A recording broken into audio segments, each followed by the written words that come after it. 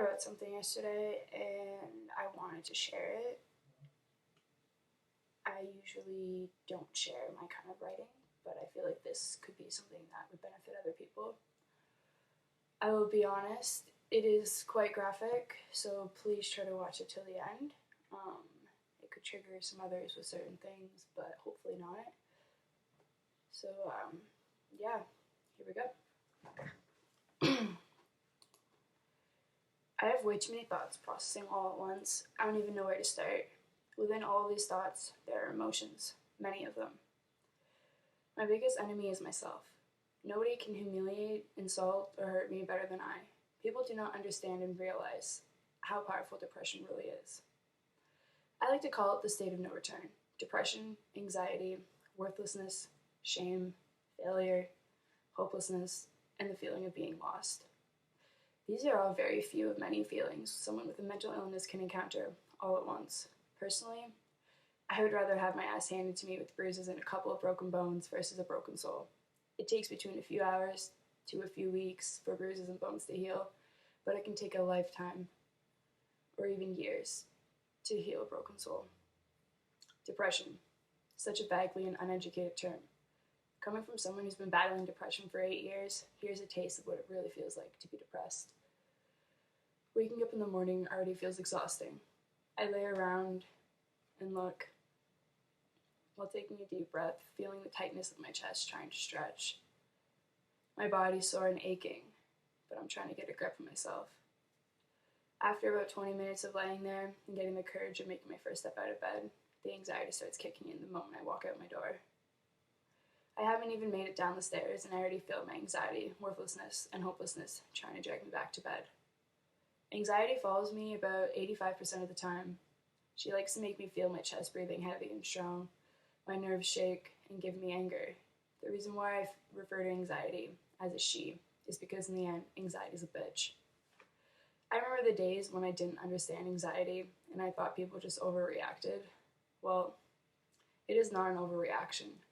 It is my mind being overworked to the point that I start to panic and it stresses me out. I start to feel my heartbeat, my body starts shaking, and then lastly, the hyperventilating kicks in. Now that's when I start to feel okay.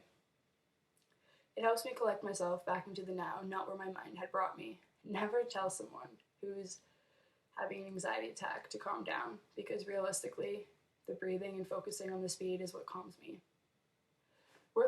Worthlessness feels as if no matter what I do or say, it'll never be good enough. That I am not good enough. I ask myself many times, what's the point of even trying? Or say nobody will ever notice or acknowledge it. I cannot put the proper words together to explain the depth of this pain, but all I can say is, I don't wish it upon anyone else. Along with the worthlessness comes the self-harm and the suicidal thoughts. I used to cut myself to the point I would feel faint and I couldn't sit up because the rush and adrenaline was so strong that it made me forget. While I cut, I would black out. It would take me to a place where I would feel nothing but numbness. Now, feeling numb is all I would itch for because I wasn't able to feel, and it would be as if my mind was on a lunch break kind of thing.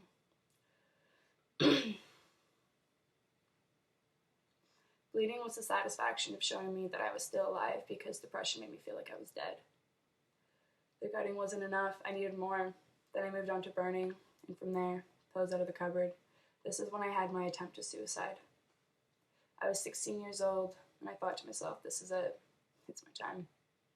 I remember walking home after school. My last class was science. It was a beautiful day. The sun was shining with a cool breeze in the air. It would take me about 10 to 15 minutes to get home, but that day it took me about 20.